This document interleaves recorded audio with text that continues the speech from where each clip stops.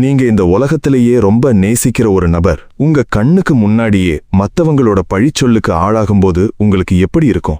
அதுவும் நீங்க தப்பே பண்ணாதப்போ ஊர் உலகத்தோட வாயை மூட வைக்கணுங்கிறதுக்காக உங்க உயிரையே நீங்க தூக்கி எறிய வேண்டிய நிலைமை வந்தா அந்த வலியோட ஆழம் எவ்வளவு கொடூரமானது. இன்னைக்கு நாம பார்க்க போற இந்த இதிகாச கதை வெறும் ஒரு ராஜாவோட கதை கிடையாது. இது கடமைக்காக தன் மொத்த சந்தோஷத்தையும் காதலையும் குடும்பத்தையும் பலி கொடுத்த ஒரு உன்னதமான கணவனுடைய ஒரு மாபெரும் சக்கரவர்த்தியுடைய இரத்த கண்ணீர் கதை. 14 வருஷம் காட்டுல அலைஞ்சு கடலை தாண்டி போய் ராவணனை வதம் பண்ணிட்டு சீதாதேவிய மீட்டுட்டு மகாவிஷ்ணுவோட அவதாரமான ஸ்ரீராமர் அயோத்திக்கு திரும்பும்போது ஊரே திருவிழா கோலம் பூண்டிருந்துச்சு. பட்டாபிஷேகம் நடக்குது. ராமர் அரியணையில உட்கார்றாரு. மக்கள் எல்லாரும் ராமராஜ்யம் வந்துடுச்சுன்னு கொண்டாடுறாங்க. ஆனா அந்த பிரம்மாண்டமான கொண்டாட்டத்துக்கு பின்னாடி விதியோட சக்கரம் எவ்வளவு பெரிய நரகத்தை ராமருக்கு வச்சிருந்துச்சுன்னு யாருமே எதிர்பார்க்கல. இப்போ சுத்தி நடக்கிற சத்தத்தை எல்லாம் கொஞ்சம் ஆஃப் பண்ணிட்டு உங்களை அந்த அயோத்தி அரண்மனைக்குள்ள கொண்டு போய் நிறுத்திக்கோங்க.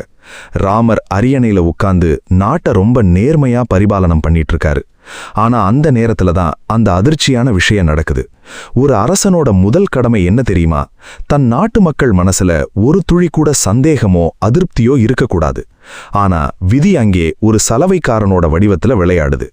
தன் மனைவியோட நடத்தைய சந்தேகப்பட்ட ஒரு சாமானிய மனிதன் அந்நியன் நாட்டுல இத்தனை மாசம் இருந்துட்டு வந்தவளை ஏத்துக்க நான் ஒன்று ராமன் கிடையாதுன்னு ஒரு வார்த்தையை வீசிடுறான். இந்த ஒரு வார்த்தை காட்டுத்தீ மாதிரி அயோத்தி முழுக்க பரவ ஆரம்பிக்குது. மக்கள் மத்தியில ரகசியமா வதந்திகள் புகைய ஆரம்பிக்குது. இந்த செய்தி ராமருடைய காதுக்கு வருது. கொஞ்சம் யோசிச்சு பாருங்க. 33 கோடி தேவர்களும் சாட்சியா நின்னு அக்னி பகவானே சீதை கற்புடையவள் அப்படின்னு சான்றளிச்ச பிறகும் தன் நாட்டு மக்கள் இப்படி பேசுறாங்களேன்னு ராமரோட நெஞ்சம் அக்கு வேறு ஆணி வேறா உடையுது. ராமர் அழுதுகிட்டே தன் தம்பிகளை எல்லாம் கூப்பிட்டு ஆலோசனை கேட்கிறாரு. நான் என்ன பண்ணுவேன்? என் சீதை தூய்மையானவள்னு எனக்கு தெரியும். ஆனா ஒரு அரசனா என் மக்கள் மனசுல இருக்கிற கரையை துடைக்க வேண்டியது என் கடமை இல்லையா அப்படின்னு கேட்கிறாரு. இங்கேதான் அந்த மாபெரும் ராஜ தர்மம் வேலை செய்யுது. தனி மனிதனா ராமர் ஒரு உன்னதமான கணவன். ஆனா சக்கரவர்த்தியா அவர் அயோத்தியோட தர்மத்துக்கு கட்டுப்பட்டவர். மக்கள் மத்தியில இருக்கிற வதந்தியால தர்மம் சீர்குலைஞ்சிடக்கூடாதுங்கிறதுக்காக ஒரு கொடூரமான உலகமே நடுங்கிற ஒரு முடிவை ராமர் எடுக்கிறாரு. அதுதான் கர்ப்பிணியா இருக்கிற தன் உயிர்காதலி சீதாதேவிய காட்டுக்கு அனுப்பணுங்கிற முடிவு. இந்த இடத்துல தான் நாம மனித உணர்வுகளோட உச்சக்கட்ட வழியை பார்க்கிறோம். சீதைக்கு தான் காட்டுக்கு அனுப்பப்பட போறோங்கிற விஷயமே தெரியாது. அவங்க ஏதோ முனிவர்களோட ஆசிரமத்தை பார்க்க போறோங்கிற சந்தோஷத்துல தேர் ஏறுறாங்க. ராமரோட கட்டளைப்படி லக்ஷ்மணன் தான் சீதைய தேர்ல கூட்டிட்டு போறான். காட்டின் நடுவுல கங்கை கரையோரம் தேரை நிறுத்திட்டு லக்ஷ்மணன் கதறி அழுதுகிட்டே சீதையோட கால்ல விழுந்து உண்மைய சொல்றான். அண்ணி, என்னை மன்னிச்சிருங்க. அண்ணனோட ராஜ தர்மத்துக்காக உங்களை இந்த காட்டிலேயே விட்டுட்டு போக சொல்லி எனக்கு கட்டளை வந்திருக்கு அப்படின்னு லக்ஷ்மணன் சொல்லும்போது அந்த இடமே உறைஞ்சு போகுது. சீதாதேவி அப்படியே நிலத்துல விழுந்து அழுகிறாங்க. நான் என்ன தப்பு பண்ணேன்? ராவணனோட சிறையில இருந்தப்பவும் ராமரோட நாமத்தை தானே ஜெபிச்சேன். இப்போ என் வயித்துல ராமரோட வம்சம் வளர்ந்துகிட்டு இருக்கிற இந்த நேரத்துல என்னை இப்படி அனாதையா காட்டுல விட்டுட்டு போறதுதான் தர்மமா அப்படின்னு அவங்க கேட்கிற ஒவ்வொரு கேள்வியும் லக்ஷ்மணனோட நெஞ்சை ஈட்டியா குத்துது. ஆனா விதியை யாரால மாத்த முடியும்? லக்ஷ்மணன் அழுதுகிட்டே தேரை திருப்பிட்டு அயோத்திக்கு கிளம்புறான். அந்த அடர்ந்த கொடூரமான காட்டுல தனியா கர்ப்பிணியா அழுதுகிட்டே நிக்கிறாங்க சீதாதேவி. அவங்க நினைச்சிருந்தா அந்த இடத்திலேயே தன் உயிரை விட்டிருக்கலாம், இல்லனா ராமரை சபிச்சிருக்கலாம். ஆனா அவங்களுக்குள்ள இருக்கிற அந்த உன்னதமான தர்மம் அவங்கள தாங்கி பிடிக்குது. அந்த நேரத்துல தான் அங்கே மகாபாரதத்தையும் ராமாயணத்தையும் எழுதின முனிவரான வால்மீகி மகரிஷி வர்றாரு. அழுதுகிட்டே இருக்கிற சீதையை பார்த்து ஞான கண்ணால அவங்க யாருன்னு தெரிஞ்சுக்கிறாரு. தாயே, நீ அனாதை கிடையாது, நீ ஜகத் பிராட்டி. இந்த வால்மீகியோட ஆசிரமம் உன்னோட வீடு மாதிரி, வா தாயே அப்படின்னு சொல்லி அவங்கள ரொம்ப பத்திரமா தன் ஆசிரமத்துக்கு கூட்டிட்டு போறாரு. அங்கே முனிவர்களோட கனிவிலையும் காட்டின் இயற்கை சூழ்நிலையிலும் சீதாதேவி வாழ ஆரம்பிக்கிறாங்க.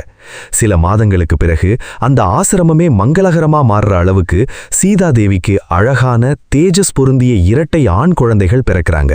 அவங்க தான் லவன் மற்றும் குசன். வால்மீகி மகரிஷி அந்த குழந்தைகளுக்கு பெற்றோரா குருவா நின்னு சகல வித்தைகளையும் கத்துக் கொடுக்கறாரு. வில் வித்தை, வாழ் வித்தை, அஸ்திர வித்தைகள்னு எல்லாத்தையும் சொல்லிக் கொடுக்கறாரு.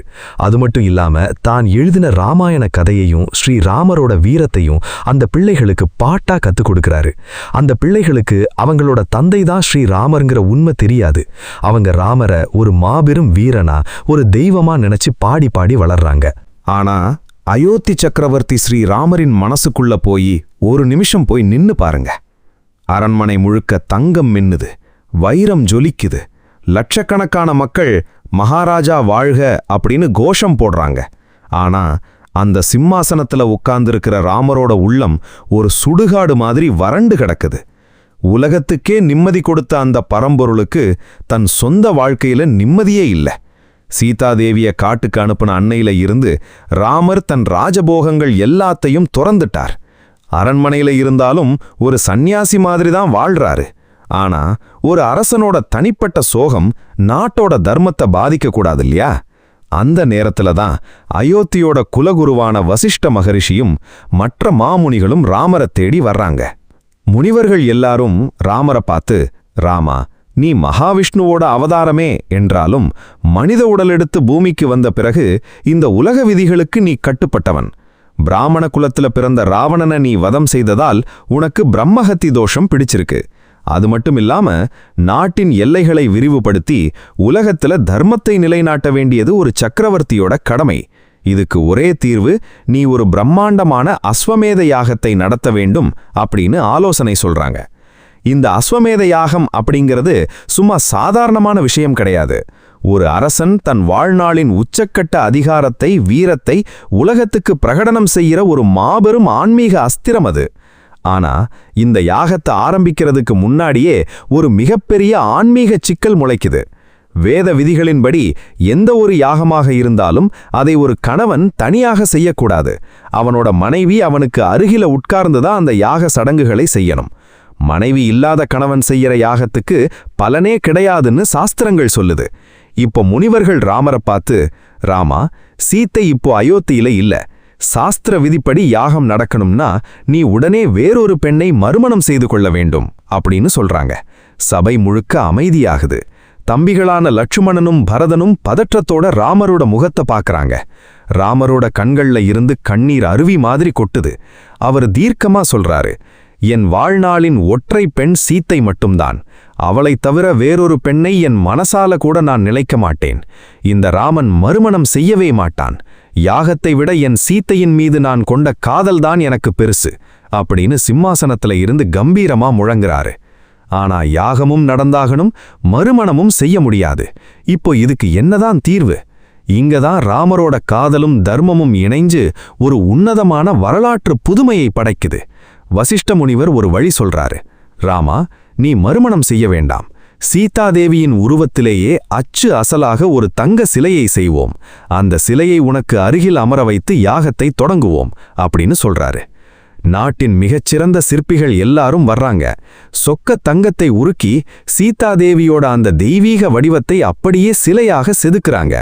அந்த தங்க சிலையை பார்க்கும்போது சீத்தையே நேர்ல வந்து உட்கார்ந்திருக்கிறது மாதிரி இருக்கு. அந்த சிலைக்கு பக்கத்துல ராமர் உட்கார்றாரு. யாக குண்டத்துல அக்னி வளர்க்கப்படுது, மந்திரங்கள் முழங்குது. இப்போ யாகத்தோட மிக முக்கியமான கட்டம் வருது. அஸ்வமேத யாகத்தோட குதிரையை தேர்ந்தெடுக்கணும். லட்சக்கணக்கான குதிரைகள்ல இருந்து பனி வெண்மை நிறத்துல உடம்புல ஒரு கரும்புள்ளி கூட இல்லாத ஒரு உன்னத வெண்குதிரையை தேர்ந்தெடுக்கிறாங்க. அந்த அரவ குதிரையை யாகசாலைக்கு கூட்டிட்டு வந்து அதுக்கு புனித நீராட்டி மலர் மாலைகள் சூட்டி பிரம்மாண்டமா பூஜை செய்யறாங்க. அந்த குதிரையோட நெற்றியில ஒரு சுத்தமான தங்க பட்டயத்தை எடுத்து இறுக்கி கட்டுறாங்க. அந்த தங்க பட்டயத்துல என்ன எழுதியிருக்கு தெரியுமா? இது அயோத்தி சக்கரவர்த்தி ராவண அந்தகன் ஸ்ரீ ராமச்சந்திர மூர்த்தியின் யாக குதிரை. இந்த குதிரை பிரபஞ்சத்தின் எந்தெந்த எல்லைகளுக்கெல்லாம் போகுதோ அந்த நாடுகள் எல்லாமே ஸ்ரீராமரின் ஆதிக்கத்தை ஏத்துக்கணும்.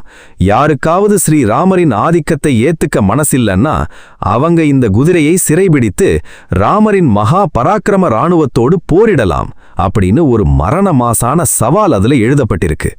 லட்சக்கணக்கான மக்கள் பார்க்க அந்த யாக குதிரை காத்துல பறக்கிறது மாதிரி ஓட ஆரம்பிக்குது. அது எந்த திசையில போகுதோ அந்த திசையில தர்மம் நிலைநாட்டப்படும். குதிரை மட்டும் தனியா போகாது. ஏன்னா உலகத்துல இருக்கிற எத்தனையோ மாவீரர்கள், பேராசை பிடித்த ராஜாக்கள் அந்த குதிரையை பிடிச்சு ராமருக்கு சவால் விட நினைப்பாங்க. அப்படி வர்ற எதிரிகளை துவம்சம் பண்றதுக்காக குதிரைக்கு பின்னாடியே அயோத்தியோட ஒரு பிரம்மாண்டமான சதுரங்க சேனை புறப்படுது. யாக குதிரை அயோத்தியோட எல்லையை கடந்து சீறி பாஞ்சு ஓட ஆரம்பிச்ச அந்த நிமிஷமே ஒட்டுமொட்ட பாரத தேசமும் ஒருவித பதற்றத்துல ஆழ்ந்துச்சு. ஏன்னா அது சாதாரண குதிரை கிடையாது. உலகத்தையே நடுங்க வச்ச ராவணனை ஒரே அம்பால வீழ்த்திய ஸ்ரீ ராமச்சந்திர மூர்த்தியோட பராக்கிரமத்தின் அடையாளம். இந்த குதிரையை யாராவது தப்பித்தவறி தொட்டா கூட அவங்க ஒட்டுமொத்த அயோத்தி இராணுவத்தோட கோபத்துக்கு ஆளாக வேண்டியிருக்கும். இப்படிப்பட்ட ஒரு அதிரடியான, மிக உயர்ந்த ஆபத்துகள் நிறைந்த அஸ்வமேத குதிரையை பாதுகாக்கிற பொறுப்பை யாரிடம் ஒப்படைக்கலாம்னு ராமர் யோசிச்சப்போ அவரோட கண்ணுக்கு முன்னாடி வந்து நின்னது அவரோட கடைசி தம்பியான சத்ருக்னன். சத்ருக்னன் அமைதியானவர் மாதிரி வெளியில தெரிஞ்சாலும் தர்மத்துக்கு ஒரு ஆபத்துன்னு வந்தா அக்னி மாதிரி சீரப்பூடிய மாவீரன். மதுராபுரி நகர ஆக்கிரமிச்சு முனிவர்களை வதச்சிக்கிட்டு இருந்த லவணாசுரன் அப்படிங்கிற கொடூரமான அரக்கனை ஒற்றையாளா போய் வதம் பண்ணுன மகா பராக்கிரமசாலி அவரு. ராமர் சத்ருக்னனை பார்த்து, தம்பி, இந்த யாக குதிரை தான் நம்ம நாடான அயோத்தியோட கௌரவம். தர்ம நெறிப்படியே இந்த அஸ்வமேத யாத்திரை நடக்கணும். யாருக்கும் அநீவி நடக்கக்கூடாது. அதே நேரத்துல நம்ம சவாலை ஏத்துக்கிட்டு எவன் வில்ல தூக்குனாலும் அவனுக்கு சளைக்காமல் பதில் சொல்லணும். போயிட்டு வா அப்படின்னு சொல்லி ஆசிர்வதிச்சு அனுப்புறாரு. சத்ருக்னன் தலை வணங்கி தன் வில்லை ஏந்திக்கிட்டு குதிரைக்கு பின்னாடி புறப்படுறாரு. அவரோட கூடவே ஆயிரக்கணக்கான தேர்கள், பல்லாயிரக்கணக்கான குதிரைப்படை, கம்பீரமான யானைப்படை, அசைக்க முடியாத காலாட்படைன்னு ஒரு மாபெரும் சதுரங்க சேனையே அணிவகுப்பெச் செல்லுது. அந்த இராணுவம் நடந்து போகும்போது ஏற்படுற அதிர்வை கண்டு சுத்துவட்டாரத்தில் இருக்கிற மலைகளே நடுங்குது. குதிரை முன்னாடி ஓடுது. சத்ருக்னன் தலைமையிலான இராணுவம் அதுக்கு ஒரு பாதுகாப்பு வளையம் மாதிரி பின்னாடியே போகுது. பயணம் ஆரம்பிச்சு பல வாரங்கள், பல மாதங்கள் கடந்து போகுது. குதிரை போற வழியில எத்தனையோ நாடுகள், எத்தனையோ ராஜ்யங்கள் வருது. ஆனா அங்கே இருக்கிற அரசர்கள் யாரும் ராமரோட குதிரையை தடுக்க நினைக்கவே இல்லை. ஏன்னா ராமரோட நீதியும் நேர்மையும் அவரோட அசாத்திய வீரமும் உலகறிந்தது. குதிரை வர்ற செய்திய கேட்ட உடனே அந்தந்த நாட்டு ராஜாக்கள் தங்களோட கிரீடத்தை கழட்டி வச்சுட்டு எல்லையிலே வந்து நின்னு குதிரைக்கு மலர் தூவி பூஜைகள் செஞ்சு ஸ்ரீ ராமா போற்றி அப்படின்னு கோஷம் போடுறாங்க. சத்ருக்னனுக்கு ஏகப்பட்ட பரிசுகளையும் கப்பங்களையும் கொடுத்து தங்கள ராமராஜ்யத்தோட ஒரு பகுதியா இணைச்சிக்க சொல்லி பெருமையோட வழிவிடுறாங்க. ஆனா விதியோட கணக்கு எப்பவுமே மனிதர்களோட கற்பனைக்கு அப்பாற்பட்டதில்லையா? இந்த உலகம் முழுக்க இருக்கிற மாவீரர்கள் எல்லாரும் பயந்து நடுங்கி வழிவிட்ட அந்த யாக குதிரை பல மாத பயணத்துக்கு பிறகு ஒரு அடர்ந்த அமைதியான காட்டு பகுதிக்குள்ள நுழையுது. அந்த காடுதான் நைமிசாரண்ய எல்லைக்கு உட்பட்ட மகா முனிவரான வால்மீகி மகரிஷியோட ஆசிரமம் இருக்கிற புனிதமான காடு. அந்த காட்டுக்குள்ள நுழைஞ்ச உடனே குதிரையோட வேகமும் குறையுது. அதுக்கு பின்னாடி வர்ற இராணுவத்தோட ஆரவாரமும் குறையுது. ஏன்னா அந்த இடத்துல ஒரு தெய்வீகமான அமைதி நிலவுது. முனிவர்கள் வேத மோதிர சத்தமும் பறவைகளின் கீதமும் மட்டுமே அங்கே கேக்குது. சத்ருக்னன் அந்த காட்டை பார்த்துட்டு, இது முனிவர்கள் வாழ்கிற தபோவனம். இங்கே யாருமே நம்ம குதிரையை தடுக்க போறதில்ல. அமைதியா குதிரையை தொடரலாம் அப்படின்னு நினைச்சு இராணுவத்தை கொஞ்சம் தள்ளி நிப்பாட்ட சொல்றாரு. ஆனா அதே காட்டுக்குள்ளதான் இன்னொரு பக்கம் உலகமே வியக்க போற ஒரு அதிசயம் வளர்ந்துகிட்டு இருக்கு. சீதாதேவியோட ரத்தமும் ராமரோட தேஜஸும் கலந்த லவனும் குசனும் காட்டின் சுதந்திர காற்றை சுவாசிச்சுக்கிட்டு விளையாடிக்கிட்டு இருக்காங்க. அவங்க வெறும் சிறுவர்கள் கிடையாது. வால்மீகி முனிவர்கிட்ட தேவதா அஸ்திரங்களையும் பிரம்மாஸ்திரத்தின் ரகசியங்களையும் அணுவணுவா கற்றுத் தேர்ந்த மா வீரர்கள் அவங்க. லவனும் குசனும் வில்லும் அம்பும் கையில வச்சுக்கிட்டு அந்த பசுமையான காட்டுக்குள்ள உழவிக்கிட்டு இருக்கும்போது திடீர்னு அவங்க காதுல ஒரு உன்னதமான குதிரையோட சலங்கை சத்தம் கேட்டுது. அவங்க திரும்பி பார்க்கறாங்க. அங்கே பனி வெண்மை நிறத்துல ஒரு ராஜ கம்பீரத்தோட நெத்தியில தங்கம் ஜொலிக்க ஒரு உன்னதமான வெண்குதிரை நடந்து வந்துகிட்டு இருக்கு. அந்த பிள்ளைகள் அந்த அழகிய குதிரையை பார்த்த உடனே ஆச்சரியப்பட்டு போறாங்க. இத்தனை நாளும் ஆசிரமத்துல எத்தனையோ மான்களையும் விலங்குகளையும் பார்த்திருக்கோம். ஆனா இவ்வளவு அழகான குதிரையை நாம பார்த்ததே இல்லையே அப்படின்னு ஆசையா அதை நோக்கி ஓடி வர்றாங்க. அப்படி ஓடி வரும்போதுதான் அவங்களுடைய கண் பார்வை அந்த குதிரையோட நெத்தியில இருக்கிற அந்த தங்க பட்டயத்தின் மேல விழுது. அதுல இருக்கிற எழுத்துக்களை லவன் சத்தமா வாசிக்கிறான். அந்த எழுத்துக்கள் சாதாரணமானதில்ல. அது இந்த காட்டின் அமைதிக்கும் தங்களின் சுதந்திரத்துக்கும் சவால் விடுற ஒரு பேராதிக்கத்தின் பிரகடனம். அதை வாசிச்ச உடனே அந்த சிறுவர்களின் ரத்தம் கொதிக்க ஆரம்பிக்குது, முகம் சிவக்குது. ராமரோட அதிகாரம் உலகத்தில் இருக்கிற பெரிய பெரிய ராஜாக்களை வேணா பயமுறுத்தி இருக்கலாம். ஆனா காட்டின் மடியில தர்மத்தின் நிழல்ல வளர்ற அந்த இரு சிறுவர்களுக்கும் பயம்னா என்னன்னே தெரியாது. தங்களோட தந்தைதான் அந்த ராமன்கிற உண்மை தெரியாமலேயே அந்த சவாலை எதிர்கொள்ள அவங்க முடிவெடுக்கிறாங்க. குதிரையோட கயிற்றை பிடிச்சு அங்கே இருக்கிற ஒரு பெரிய அரச மரத்துல இறுக்கி கட்டுறாங்க. காற்றே அசையாம நிற்கிற அந்த அடர்ந்த காட்டுக்குள்ள அந்த அரச மரத்துல கட்டப்பட்டிருந்த யாக குதிரை படபடப்போட கனைக்குது. அதோட நெத்தியில இருக்கிற தங்க பட்டயம் சூரிய வெளிச்சத்துல தங்க மாதிரி மின்னிக்கிட்டு இருக்கு. அந்த பட்டயத்துல எழுதப்பட்டிருந்த சவால வாசிச்ச லவனுக்கும் குசனுக்கும் உள்ளுக்குள்ள ஒரு மகா வீரன் பிறக்கிறான். அவங்க யாரு? உலகத்தையே நெடுங்க வச்ச சக்கரவர்த்தி ஸ்ரீ ராமரோட பிள்ளைகள். ரகுவம்சத்தோட ரத்தம் அவங்க உடம்புல ஓடிக்கிட்டு இருக்கு. தங்களோட தந்தைதான் அந்த ராமன்கிற உண்மை அவங்களுக்கு தெரியாது.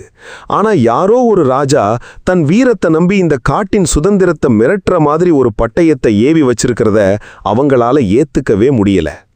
வால்மீகி மகரிஷியோட ஆசிரமத்தில் அவங்க கத்துக்கிட்ட முதல் பாடம் என்ன தெரியுமா? அதிகாரமும் பேராசையும் கொண்டு எவன் ஒருவன் தர்மத்தின் எல்லையை தாண்ட நினைக்கிறானோ அவனோட பலம் எவ்வளவு பெருசா இருந்தாலும் அதை எதிர்த்து நிக்கணும் அப்படிங்கிறது தான். லவன் குசனை பார்த்து சொல்றான், அண்ணா, இந்த உலகத்துல இருக்கிற ராஜாக்கள் வேணா இந்த ராமன் முன்னாடி மண்டிட்டு இருக்கலாம். ஆனா இந்த தபோவனம் முனிவர்களுக்கும் இயற்கைக்கும் சொந்தமானது. இங்க வந்து தன் அதிகாரத்தை காட்டுற அந்த அரசனுக்கு இந்த காட்டுலையும் மா வீரர்கள் இருக்காங்கன்னு நாம புரிய வைக்கணும் அப்படின்னு சொல்லிட்டு குதிரையோட கயிற்ற அந்த மரத்துல இன்னும் இறுக்கி கட்டுறான். குதிரை கட்டப்பட்டு ரொம்ப நேரமாகியும் யாகச்சாலைக்கு திரும்பாததை கவனிச்ச அயோத்தியின் முன்வரிசை வீரர்கள் காட்டின் பாதைகளை பின்பற்றி ஆசிரம எல்லைக்குள்ள வர்றாங்க. வந்து பார்த்தா அவங்களுக்கு தங்களோட கண்ணையே நம்ப முடியல. உலகத்துக்கே சவால் விட்ட அந்த அஸ்வமேத குதிரை ஒரு சாதாரண மரத்துல கட்டப்பட்டு நிற்குது. அதுக்கு முன்னாடி கையில சின்ன வில்லும் அம்பும் வச்சுக்கிட்டு வெறும் மர உரி தரிச்ச 2 சிறுவர்கள் காவல் காத்துக்கிட்டு நிற்கிறாங்க. இத பார்த்த உடனே அயோத்தி வீரர்களுக்கு பயங்கரமான கோபமும் வருது, அதே நேரத்துல சிரிப்பும் வருது. அந்த வீரர்களின் தளபதி முன்னாடி வந்து குதிரையை ஏளனமா பார்த்துட்டு சிறுவர்களை மிரட்டுற தோணியில பேசுறான். ஏய் காட்டு சிறுவர்களே, விளையாட்டு பிள்ளைங்கன்னு பார்த்து உங்களை விட்டுட்டு போகலான்னு நினைக்கிறேன். ஆனா நீங்க செஞ்சிருக்கிறது எவ்வளவு பெரிய தப்புன்னு தெரியுமா? இது அகில உலகத்தையே ஆளும் லங்கா அதிபதி ராவணனை வதம் செய்த மகா பராக்கிரமசாலி ஸ்ரீ ராமச்சந்திரமூர்த்தியோட யாக குதிரை. இதோட கயிற்ற தொட்டாலே மரணம்தான் பரிசு. ஒழுங்கா கயிற்ற அவிழ்த்துட்டு உங்க உயிரை காப்பாத்திக்கிட்டு ஓடி போயிடுங்க அப்படின்னு கத்தி கூச்சலிடுறான். ஆனா அந்த மிரட்டலை கேட்டு லவனும் குசனும் ஒரு துளி கூட பயப்படல. அவங்க முகத்துல ஒரு தெய்வீகமான புன்னகை தவழுது. லவன் தன் வில்லை எடுத்து தரையில ஊன்றி நின்னுகிட்டே சொல்றான், உங்க ராஜா ராவணனை கொன்னாரா இல்ல நரகத்தை கொன்னாராங்கிறது எங்களுக்கு தேவையில்லை. ஒரு வீரனா இருந்தா நேரா போர்க்களத்துக்கு வந்து குதிரையை மீட்கணும். அதை விட்டுட்டு இப்படி ஆள் அம்புகளை அனுப்பி மிரட்டக்கூடாது. நாங்க குதிரையை அவிழ்க்க முடியாது. உங்க ராஜாவுக்கோ இல்ல அவரோட ராணுவத்துக்கோ தைரியம் இருந்தா எங்க கிட்ட மோதிட்டு குதிரையை கூட்டிட்டு போக சொல்லுங்க அப்படின்னு மரண மாசா சவால் விடுறான். இந்த சின்ன பசங்க பேசுற பேச்ச கேட்ட உடனே அயோத்தி வீரர்களுக்கு ஈகோ தலைக்கேறுது. நாங்க உலகத்தையே வென்ற ராணுவண்டா, எங்களையே எதிர்த்து பேசுறீங்களா அப்படின்னு சொல்லி 4 வீரர்கள் வாளை உருவிக்கிட்டு லவகுசனை நோக்கி பாயிறாங்க. அவங்க நினைச்சாங்க சும்மா வாளை காட்டுனாலே இந்த சின்ன பசங்க பயந்து அழுதுகிட்டே ஓடிடுவாங்கன்னு. ஆனா அங்கதான் விதியோட ஒரு பயங்கரமான ஆட்டம் ஆரம்பிக்குது. லவனும் குசனும் ஒருத்தர் சிரிச்சுக்கிறாங்க. அவங்க தங்களோட வில்களை வில்லுல பூட்டி இழுக்கிறாங்க. அந்த வில்லை இழுக்கும்போது வர்ற நான் ஓசையே அந்த வீரர்களின் நெஞ்ச ஒரு நிமிஷம் அதிர வைக்குது. அடுத்த நொடி காத்துல அம்புகள் பறக்க ஆரம்பிக்குது. அது சாதாரண அம்புகள் கிடையாது. வால்மீகி முனிவர் தன் தபோபலத்தால் அவங்களுக்கு கற்றுக் கொடுத்த அசாத்தியமான அஸ்திரங்கள். முன்வரிசை வீரர்கள் அந்த அம்புகளோட வேகத்தை தாங்க முடியாம தங்களோட ஆயுதங்களை இழந்து தரைபாலமாகறாங்க. சிறுவர்கள் அவங்களோட உயிரை எடுக்கல, ஆனா அவங்களோட கர்வத்தை மொத்தமா அடக்கி அவங்களோட உடம்புகள்ல அம்புகளால அடிச்சு துரத்துறாங்க. அடி தாங்க முடியாத அயோத்தி வீரர்கள் அலறி அடிச்சுக்கிட்டு போர்க்களத்திலிருந்து சத்ருக்னன் நிற்கிற இடத்தை நோக்கி ஓடுறாங்க. தங்களோட அசைக்க முடியாத இராணுவத்தின் முன்வரிசை படை வெறும் 2 சிறுவர்களால அடித்து விரட்டப்பட்டதுங்கிற செய்தி சத்ருக்னனோட காதுக்கு எட்டும்போது அவரால் அதை நம்பவே முடியல. சத்ருக்னனோட முகம் கோபத்தால சிவக்குது.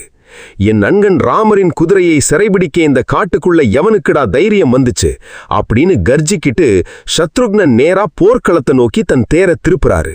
அவருக்கு பின்னாடி ஆயிரக்கணக்கான வீரர்களும் ஆயுதங்களோட அணிவகுத்து வர்றாங்க. தேர் வந்து நிக்குது. சத்ருக்னன் தேரிலிருந்து கீழே பார்க்கறாரு. அங்க அணுவளவும் பயமே இல்லாம கையில வில்லை ஏந்திக்கிட்டு கம்பீரமா நிற்கிறாங்க லவனும் குசனும். அவங்க முகத்துல இருக்கிற அந்த தேஜஸையும் கண்கள்ல இருக்கிற அந்த அசாத்தியமான துணிச்சலையும் பார்த்த உடனே சத்ருக்னனுக்கு உள்ளுக்குள்ள ஒரு நிமிஷம் ஆச்சரியம் பிறக்குது. இவங்க சாதாரண காட்டுப்பிள்ளைகள் மாதிரி தெரியலையே, இவங்க முகத்துல ஏதோ ஒரு ராஜவம்சத்து ஒளி வீசுதே அப்படின்னு நினைக்கிறாரு. ஆனா ராஜதர்மமும் ஈகோவும் அவரை தடுத்து நிறுத்துது. சத்ருக்னன் தன் கம்பீரமான குரல்ல சிறுவர்களை பார்த்து எச்சரிக்கிறாரு. சிறுவர்களே, உங்களோட அறியாமையால நீங்க செஞ்ச தப்ப நான் மன்னிச்சு விட்டுடலாம்னு பார்க்கறேன். ஆனா நீங்க என் வீரர்களை அடிச்சது சும்மா சாதாரண விஷயம் இல்ல. இந்த அஸ்வமேத குதிரை யாருடையது தெரியுமா? தர்மத்தின் வடிவமான ஸ்ரீ ராமச்சந்திரமூர்த்தியுடையது. அவரோட கோபத்துக்கு நீங்க ஆளாக வேண்டாம். ஒழுஞ்சா அந்த குதிரையை விடுவிச்சிட்டு உங்க ஆசிரமத்துக்குள்ள ஓடி போயிடுங்க. இல்லைனா இந்த சத்ருக்னனின் அம்புகளுக்கு நீங்க பலியாக வேண்டியிருக்கும் அப்படின்னு எச்சரிக்கை குரல் கொடுக்கறாரு. இதை கேட்ட குசன் சத்ருக்னனை பார்த்து வாய்விட்டு சிரிக்கிறான். ஓ, நீங்க தான் அந்த மகாவீரர் சத்ருக்னனா? மதுராபுரியில லவணாசுரனை கொன்ன பெருமை உங்ககிட்ட இருக்கலாம். ஆனா அந்த பெருமையெல்லாம் இந்த காட்டுக்கு வெளியில வச்சுக்கோங்க. தர்மத்தை பத்தி பேசுறீங்களே, ஒரு சக்கரவர்த்தி தன் பலத்தை காட்டி இந்த உலகத்தையே அடிமையாக்க நினைக்கிறதுக்கு பேர் தான் தர்மமா? இந்த குதிரையோட நெத்தியில சவாலை எழுதி அனுப்புன உங்க ராஜாவுக்கு தைரியம் இருந்தா நேர்ல வர சொல்லுங்க. நாங்க குதிரையை விட மாட்டோம். உங்களால முடிஞ்சா எங்க கிட்ட போரிட்டு மீட்டுக்கோங்க அப்படின்னு வில்ல தூக்கி நான்வொலியை எழுப்புறான். அந்த ஒற்றை நான்வொலி சத்ருக்னனோட பொறுமையை மொத்தமா அறுத்தெறியுது. சிறுவர்களே, உங்களின் ஆயுள் முடிவுக்கு வந்து விட்டது அப்படின்னு கத்திக்கிட்டு சத்ருக்னன் தன் வில்லை எடுத்து அம்புகளை பூற்றாரு. போர்க்களம் பயங்கரமா வெடிக்குது. சத்ருக்னன் ஏவுற ஒவ்வொரு அம்பும் மின்னல் வேகத்துல லவகுசனை நோக்கி பாயுது. ஆனா அங்கதான் அந்த பேரதிர்ச்சி நடக்குது. சத்ருக்னன் எய்யிற அத்தனை கூர்மையான அம்புகளையும் லவனும் குசனும் தங்களோட அசாத்தியமான வில்வித்தையால காத்திலேயே அடிச்சு தவிடுபடியாக்குறாங்க. இரு தரப்புக்கும் இடையே கடுமையான, உலகமே வியக்கிற மாதிரியான அம்பு போர் நடக்குது. காடே அந்த அம்புகளோட மோதல் சத்தத்தால அதிருது. சத்ருக்னன் எவ்வளவோ முயற்சி பண்றாரு, தன் வாழ்நாள்ல கத்துக்கிட்ட பல உன்னதமான அஸ்திரங்களை ஏவுறாரு. ஆனா வால்மீகி முனிவர்கிட்ட சகல தேவதா அஸ்திரங்களின் ரகசியங்களையும் அணுவணுவாக கற்றுத்தேர்ந்த அந்த பிள்ளைகளுக்கு முன்னாடி சத்ருக்னனோட எந்த அஸ்திரமும் வேலை செய்யல. பிள்ளைகள் எய்யிற அம்புகள் சத்ருக்னனின் தேர்க்குதிரைகளை சாய்க்குது. அவரோட தேர் கொடியை அறுத்து தள்ளுது. போர் உச்சக்கட்டத்தை எட்டுது. சத்ருக்னன் நிலைதடுமாறி நிற்கிறத பார்த்த லவன் தன் வில்லு கூட்டிலிருந்து ஒரு விசேஷமான அஸ்திரத்தை எடுக்கிறான். அது எதிரிகளை உயிரோட கொல்லாது, ஆனா அவங்களோட மொத்த எனர்ஜியையும் உறிஞ்சி மயக்கமடைய செய்யற ஒரு சக்தி வாய்ந்த தெய்வீக அஸ்திரம். லவன் அந்த அஸ்திரத்தை வில்லுல பூட்டி மந்திரங்களை ஜபிச்சு சத்ருக்னனை நோக்கி ஏவறான். அந்த அஸ்திரம் அக்கினி பிழம்பு மாதிரி வந்து சத்ருக்னனோட மார்புல பலமா தாக்குது. அந்த தாக்குதலோட வேகத்தை தாங்க முடியாம மகாவீரன் சத்ருக்னன் தன் வில்ல கைதவறி கீழே போட்டுட்டு தேரிலேயே அப்படியே மயங்கி விழுறாரு. தளபதியும் தலைவனும் மயங்கி விழுந்ததை பார்த்த அயோத்தி ராணுவம் மொத்தமா நிலைகுலைஞ்சு போகுது. மகாவீரன் சத்ருக்னனே விழுந்துட்டாரா அப்படின்னு பயந்து நடுங்கி அவரோட உடம்ப தூக்கிக்கிட்டு ராணுவம் பின்வாங்க ஆரம்பிக்குது. விதியின் சக்கரம் இப்போ அயோத்தி அரண்மனையை நோக்கி ஒரு மிகப்பெரிய இடியை அனுப்பியிருக்கு. மதுராபுரியை வென்ற சத்ருக்னன் காட்டிலுள்ள 2 சிறுவர்களால் தோற்கடிக்கப்பட்டு மயங்கி விழுந்தார் என்ற இந்த அதிர்ச்சியான செய்தி தூதர்கள் மூலமா நேரா அயோத்திக்கு கொண்டு செல்லப்படுது. அயோத்தி அரண்மனையோட அந்த பிரம்மாண்டமான ராஜசபை அன்னைக்கு ஒட்டுமொத்தமா உறைஞ்சு போய் கிடக்குது. மதுராபுரியை வென்ற மகாவீரன் சத்ருக்னன் காட்டுல இருக்கிற ஏதோ 2 சிறுவர்களால் தோற்கடிக்கப்பட்டு அஸ்திரபாயத்துல மயங்கி கிடக்கிறாருங்கிற செய்தி குதிரை வேகத்துல வந்து இறங்குனதும் சபையில இருந்த மந்திரிகளும் தளபதிகளும் அதிர்ச்சியில வாயடக்கி நிக்கிறாங்க. சிம்மாசனத்துல உட்கார்ந்திருக்கிற ஸ்ரீ ராமரோட முகம் தீவிரமாகுது. ரகுவம்சத்து இராணுவத்தையே நிலைகுலைய வச்ச அந்த சிறுவர்கள் யாரு? அவங்களுக்கு பின்னாடி எந்த பேரரசன் இருக்கான் அப்படின்னு யோசிக்க ஆரம்பிக்கிறாங்க. அப்போ சபை நடுவுல அக்னி பிழம்பு மாதிரி எழும்பு நிற்கிறார் லக்ஷ்மணன். தன் தம்பி சத்ருக்னன் வீழ்ந்து கிடக்கிற செய்தியை கேட்ட அன்னையில இருந்து அவரோட கண்கள் கோபத்தால செவந்து போயிருக்கு. லக்ஷ்மணன் ராமரை நோக்கி தன் கைகளை கூப்பி, அண்ணா, அந்த சிறுவர்கள் யாராக இருந்தாலும் சரி, நம்ம வம்சத்தோட கௌரவத்தையும் உங்க அஸ்வமேத குதிரையையும் சிறைபிடிச்ச அவங்கள நான் சும்மா விடமாட்டேன். எனக்கு உத்தரவு கொடுங்க. இப்போதே புறப்பட்டு போய் அந்த சிறுவர்களின் கர்வத்தை அடக்கி நம்ம குதிரையை மீட்டு தம்பி சத்ருக்னனோட வீழ்ச்சிக்கு பழி வாங்கிட்டு வர்றேன் அப்படின்னு கம்பீரமா முழங்குறார். ராமர் லக்ஷ்மணனை பார்த்து, லக்ஷ்மணா, வேகம் மட்டும் போதாது, விவேகமும் வேணும். அந்த காடு சாதாரண காடு இல்ல, அது முனிவர்கள் வாழ்கிற தபோவனம். அங்க இருக்கிற சிறுவர்கள் சத்ருக்னனையே வீழ்த்தி இருக்காங்கன்னா அவங்க கிட்ட ஏதோ ஒரு அசாத்தியமான தெய்வீக சக்தி இருக்குன்னு அர்த்தம். அதனால எச்சரிக்கையா போயிட்டு வா அப்படின்னு சொல்லி தன் ஆசீர்வாதத்தை கொடுத்து ஒரு பெரும் படையோடு அனுப்பி வைக்கிறார். லக்ஷ்மணன் தன் தெய்வீக வில்லை ஏந்திக்கிட்டி தேரேறி புயல் வேகத்துல அந்த வால்மீகி ஆசிரம காட்டை நோக்கி புறப்படுறார். அவரோட கூடவே அயோத்தியோட ஆகச்சிறந்த பராக்கிரம வீரர்களும் ஆயுத படைகளும் அணிவகுத்து வர்றாங்க. காடே அதிரும் வகையில லக்ஷ்மணனோட தேர் வந்து அந்த அரச மரத்து முன்னாடி நிக்குது. தேரிலிருந்து கீழே இறங்கின லக்ஷ்மணன் நேரா லவகுசனை பார்க்கறார். அங்க லக்ஷ்மணன் கண்ட காட்சி அவரோட கோபத்தை ஒரு நிமிஷம் அப்படியே தடுத்து நிறுத்துது. ஏன்னா அந்த சிறுவர்களின் முகத்துல இருக்கிற அந்த அசாத்தியமான தேஜஸும் அவங்க நின்னுகிட்டு இருக்கிற அந்த ராஜ கம்பீரமும் அவரோட அண்ணன் ராமரோட இளமை பருவத்தை அப்படியே அச்சசலா பிரதிபலிக்கிற மாதிரி லக்ஷ்மணனுக்கு தோணுது. யார் இந்த சிறுவர்கள்? இவங்கள பார்க்கும்போது எனக்குள்ள ஏன் இப்படி ஒரு இனம் புரியாத பாசம் பிறக்குது அப்படின்னு லக்ஷ்மணனோட உள்மனசு கேக்குது. ஆனா போர்க்கள கடமை அவரை உந்துது. லக்ஷ்மணன் தன் குரலை நிதானப்படுத்தி அந்த சிறுவர்களிடம் சமாதான பேச்சுவார்த்தை நடத்த முன்வர்றார். சிறுவர்களே, உங்களோட வீரத்தை பார்த்து நான் வியக்கிறேன். மகாவீரன் சத்ருக்னனையே வீழ்த்திய உங்களோட அம்பு வலிமை சாதாரணமானதில்ல. ஆனா நீங்க செஞ்சிருக்கிறது ராஜதுரோகம். இந்த அஸ்வமேத குதிரையை சிறைபிடிச்சது உங்க உயிருக்கே ஆபத்தாய் முடியும். நான் போரை தவிர்க்க விரும்புறேன். உங்களோட சண்டை போட்டு என் வீரத்தை காட்ட எனக்கு விருப்பமில்ல. ஒழுங்காக இந்த குதிரையை எங்களிடம் ஒப்படைத்து விடுங்கள். நான் உங்களை மன்னித்து விடுகிறேன் அப்படின்னு ரொம்ப பக்குவமா பேசுறார். ஆனா தங்களோட வீரத்தை உலகத்துக்கு நிரூபிக்க துடிச்சுக்கிட்டு இருக்கிற லவனுக்கும் குசனுக்கும் லக்ஷ்மணனோட இந்த சமாதான பேச்சு ஒரு பலவீனமா தெரியுது. குசன் முன்னாடி வந்து லக்ஷ்மணனை பார்த்து சவாலா பேசுறான். வந்திருக்கிற மாவீரரே, உங்களோட அண்ணன் ராமரின் வீரத்தை பத்தி இந்த உலகம் முழுக்க பெருமையா பேசுறாங்களே, அதை நம்பிதான் நாங்க இந்த குதிரையை பிடிச்சோம்.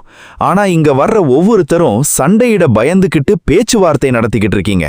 ஒரு உண்மையான வீரனா இருந்தா வில்ல கையில எடுத்து போர் செய்யணும். போர் செய்யாமல் எங்களோட அம்புகளை எதிர்கொள்ளாமல் இந்த குதிரையை நாங்க ஒருபோதும் தரமாட்டோம் அப்படின்னு மரணமாசா பதில் சொல்றான். இந்த சிறுவர்களோட அசாத்தியமான கர்வ பேச்சை கேட்ட லக்ஷ்மணனுக்கு இதுக்கு மேல பொறுமையா இருக்க முடியாதுன்னு தோணுது. சிறுவர்களே, என் அண்ணனின் தர்மத்தை ஏளனம் செய்த உங்களை இந்த லக்ஷ்மணன் சும்மா விடமாட்டேன். உங்க வில்ல தூக்குங்கள் அப்படின்னு கர்ஜிச்சுக்கிட்டு லக்ஷ்மணன் தன் வில்ல கையில எடுக்கிறார். காடே நடுங்கிற அளவுக்கு லட்சுமணனோட நானொலி அந்த தபோவனம் முழுக்க எதிரொலிக்குது. இதுவரைக்கும் எத்தனையோ அரக்கர்களை மாவீரர்களை ஒற்றை அம்பால வீழ்த்திய அந்த லட்சுமணன் இன்னைக்கு தன் அண்ணன் ராமரின் அஸ்வமேத குதிரையை காக்க முழு வேகத்தோட போர்க்களத்துல நிற்கிறார். எதிரே நிற்கிறது சின்ன பிள்ளைகள்தான் என்றாலும் சத்ருக்னனையே சாய்த்தவர்கள் என்பதால் லட்சுமணன் தன் அம்புக்கூட்டிலிருந்து மிக வீரியமான தெய்வீக ஆற்றல் கொண்ட அஸ்திரங்களை ஒவ்வொன்றாக எடுக்கிறார். போர் சும்மா அதிரடியா தொடங்குது. லட்சுமணன் வில்லிலிருந்து புறப்படுற அம்புகள் காத்துல நெருப்பு பிழம்புகளை கக்கிக்கிட்டு லவகுசனை நோக்கி பாயுது. ஆனா அங்கதான் அந்த போர்க்களத்தின் உச்சக்கட்ட ஆச்சரியம் நடக்குது. லவனும் குசனும் தங்களோட வில்லை ஏந்தி ஒரு நொடி கூட தயங்காமல் லட்சுமணன் எய்கிற ஒவ்வொரு அஸ்திரத்துக்கும் இணையாக அதைவிட வேகம் கொண்ட அஸ்திரங்களை ஏவி காத்துலயே வச்சு அதை தவிடுபடியாக்குறாங்க. லட்சுமணன் அக்னி அஸ்திரத்தை ஏவினால் சிறுவர்கள் வருண அஸ்திரத்தை ஏவி அதை சாம்பலாக்குறாங்க. லட்சுமணனாலேயே அந்த சிறுவர்களோட அம்பு வேகத்தை கணிக்க முடியல. யார் இவங்க? ஒரு சாதாரண மனிதனால இவ்வளவு துல்லியமா இவ்வளவு வேகம் கொண்ட தெய்வீக அஸ்திரங்களை ஏவ முடியாதே.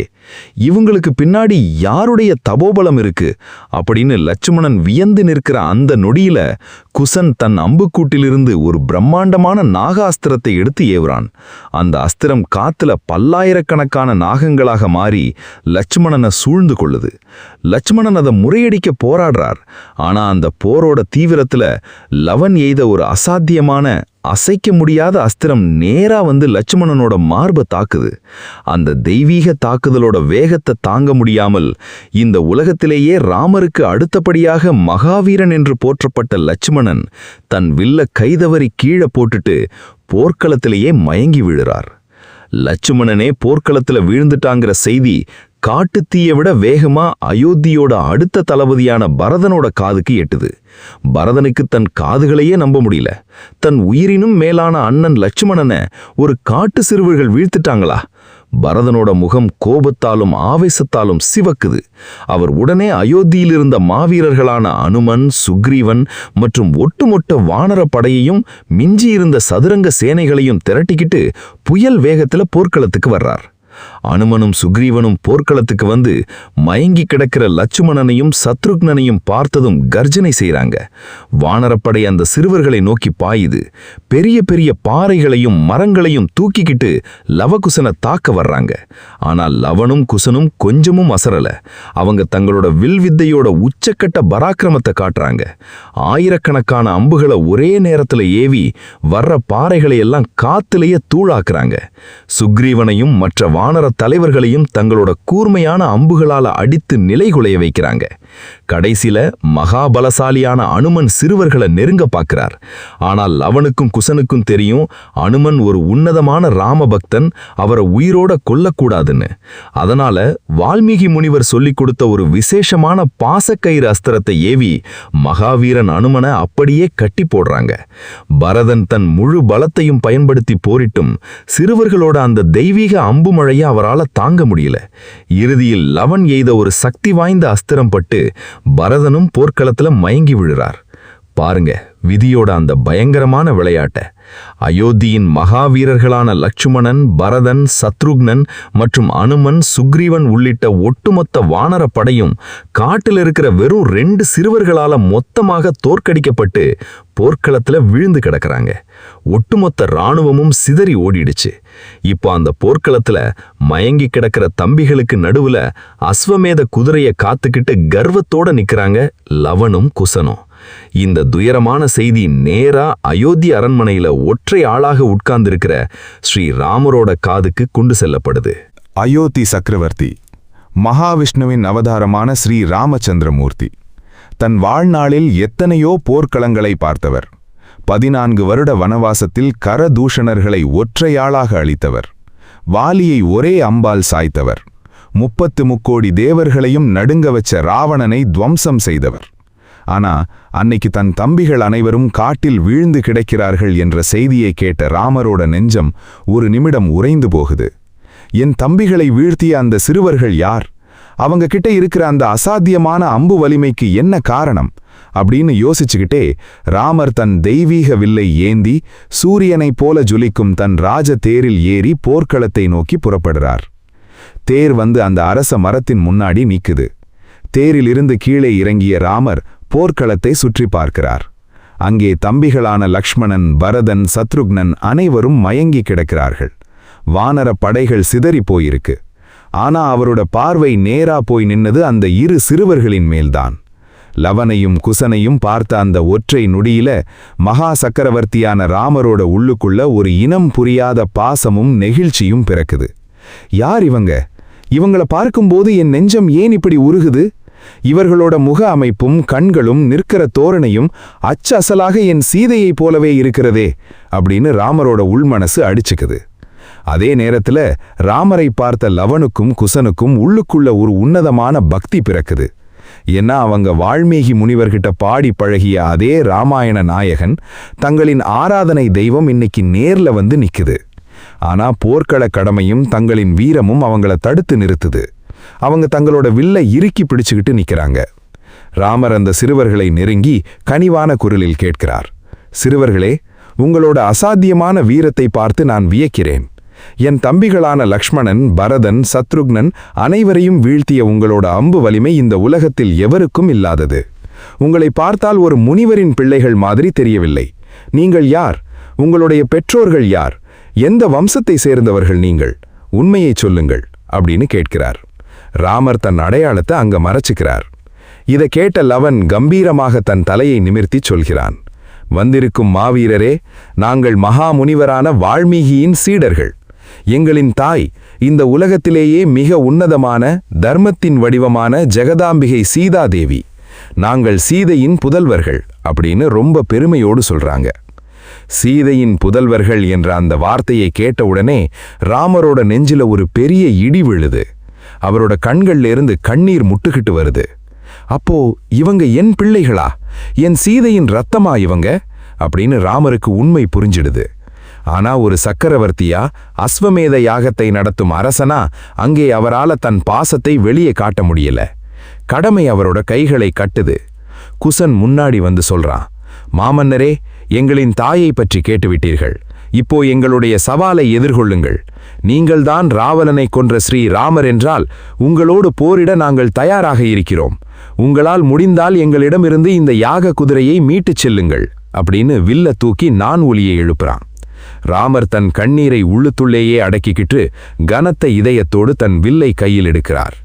உலகமே நடுங்கும் அந்த தந்தைக்கும் மகன்களுக்கும் இடையிலான தர்ம யுத்தம் அங்கே தொடங்குது. போர் சும்மா பயங்கரமா வெடிக்குது. ராமர் ஏவும் ஒவ்வொரு தெய்வீக அஸ்திரமும் பிரபஞ்சத்தையே நடுங்க வைக்கும் வேகம் கொண்டது.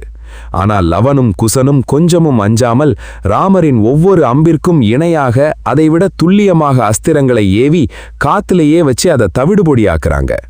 ராமர் எத்தனையோ அஸ்திரங்களை மாற்றி மாற்றி ஏவியும் அந்த சிறுவர்களோட வில்வித்தைக்கு முன்னாடி அவரோட எந்த அஸ்திரமும் வேலை செய்யல.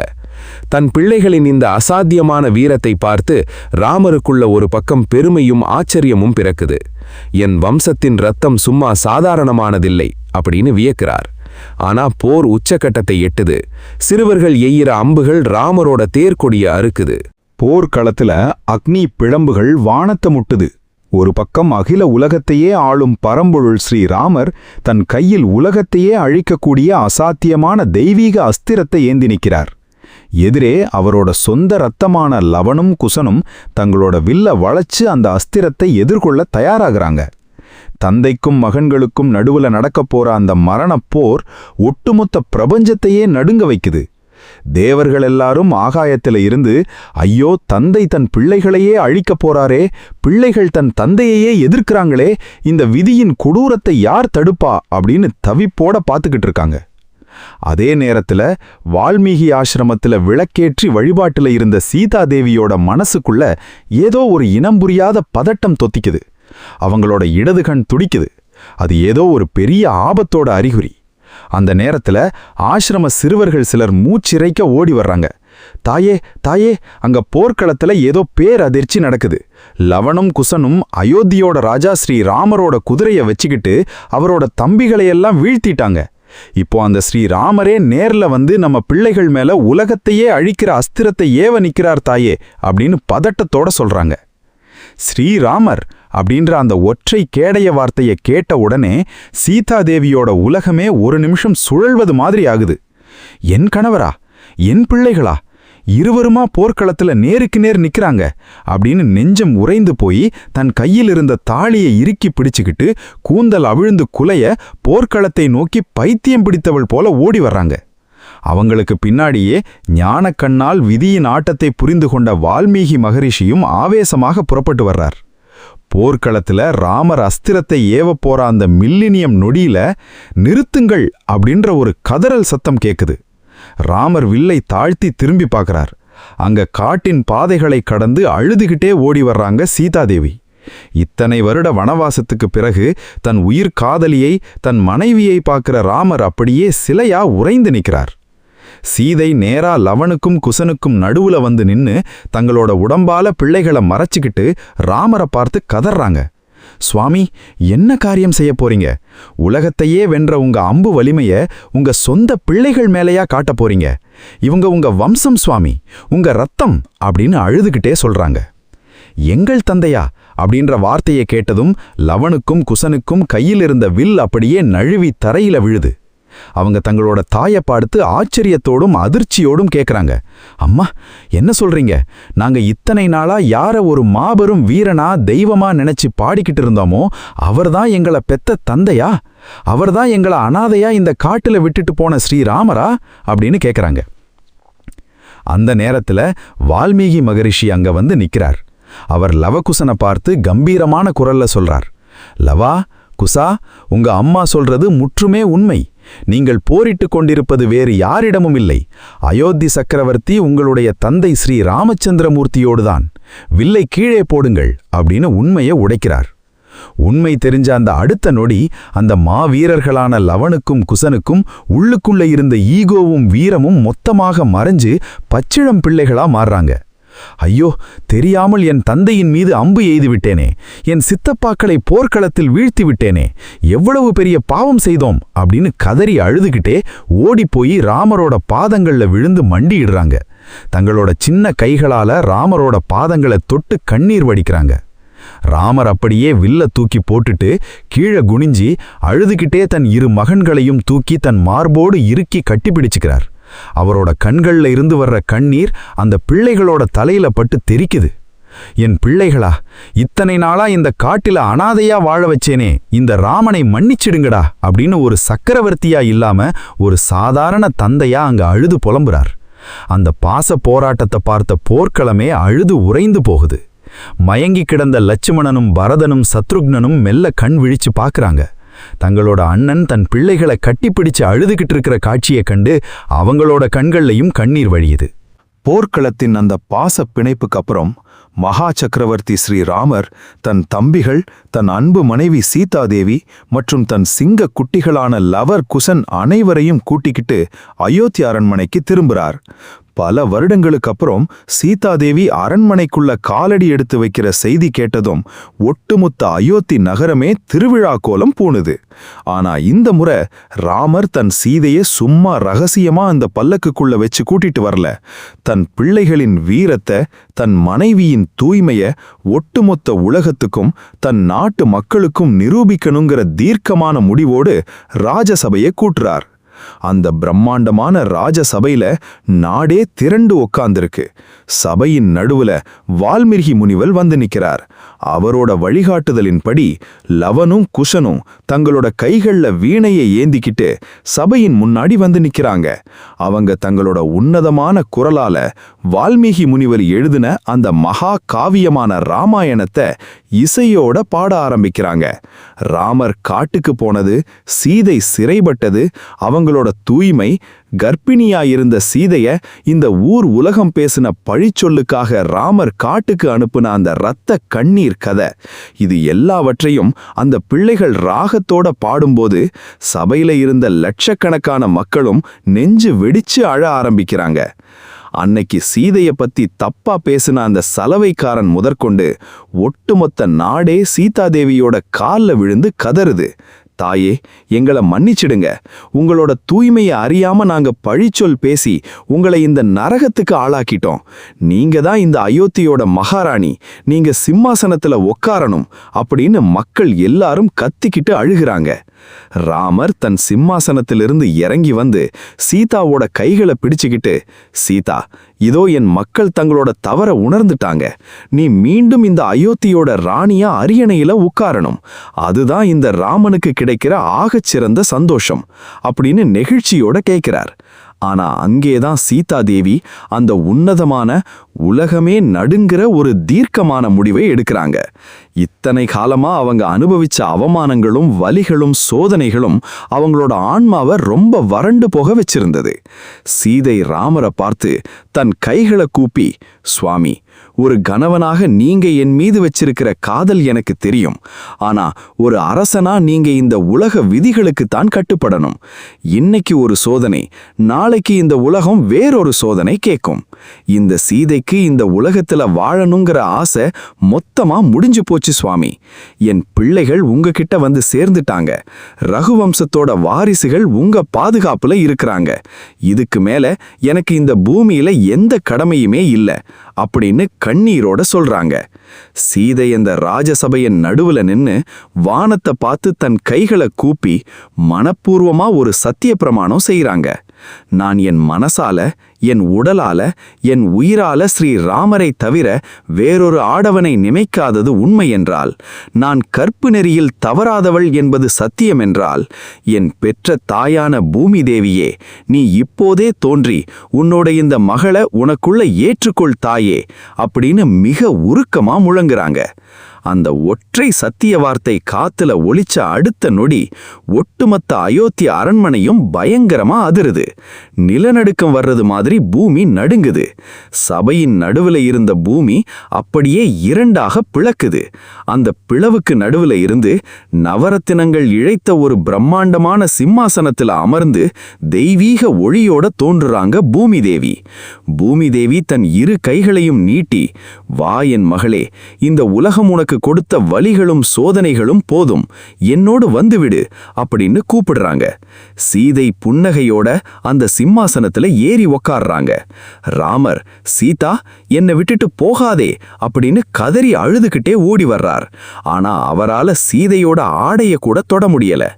பூமி தேவி சீதையோட அப்படியே மெல்ல மெல்ல பூமிக்குள்ள இறங்குறாங்க. அந்த பிளந்த பூமி மீண்டும் ஒன்னா மூடிக்குது. அந்த இடத்துல வெறும் தரை மட்டும்தான் இருக்கு. சீதாதேவி இந்த உலகத்தை விட்டே மறைஞ்சு போயிட்டாங்க. தன் உயிர்காதலி தன் கண்ணுக்கு முன்னாடியே பூமிக்குள்ள மறைஞ்சதை பார்த்த ஸ்ரீராமர் அப்படியே தரையில விழுந்து குழந்தைய போல கதறி அழுகிறார். ஒட்டுமொத்த நாடே அன்னைக்கு கண்ணீர்ல மூழ்குது. ஆனா ஒரு அரசனா அவரால தன் கடமையிலிருந்து பின்வாங்க முடியாது இல்லையா? ராமர் தன் துயரத்தை எல்லாம் உள்ளுக்குள்ளேயே புதைச்சிக்கிட்டு தன் மகன்களான லவனுக்கும் குசனுக்கும் இளவரசு பட்டத்தை கட்டி வசிஷ்ட முனிவரோட முன்னிலையில அந்த மாபெரும் அஸ்வமேத யாகத்தை வெற்றிகரமா முடிச்சு வைக்கிறார். தன் கடமைக்காக ஒரு அரசன் தன் வாழ்நாளின் மொத்த சந்தோஷத்தையும் காதலையும் தன் மனைவியையும் இழந்த மாபெரும் தியாகத்தின் கதையாக இந்த அஸ்வமேத யாகம் நிறைவடையுது. ஸ்ரீ ராமச்சந்திர மூர்த்தியின் இதிகாச கதை நமக்கு கற்றுக் கொடுக்கிற ஆகச் சிறந்த தத்துவம் என்ன தெரியுமா? இந்த உலகத்துல நாம எவ்வளவு பெரிய பதவியில அதிகாரத்துல இருந்தாலும் தர்மத்துக்காகவும் நம்ம கடமைக்காகவும் நாம செய்யற தியாகங்கள் மட்டும்தான் இந்த வரலாற்று பக்கங்கள்ல நம்ம பேரை என்றென்றைக்கும் அழியாம நிலைநாட்டும். ஸ்ரீ ராமச்சந்திர மூர்த்தியின் தர்மம் வெல்லட்டும். ஜெய் ஸ்ரீராம்.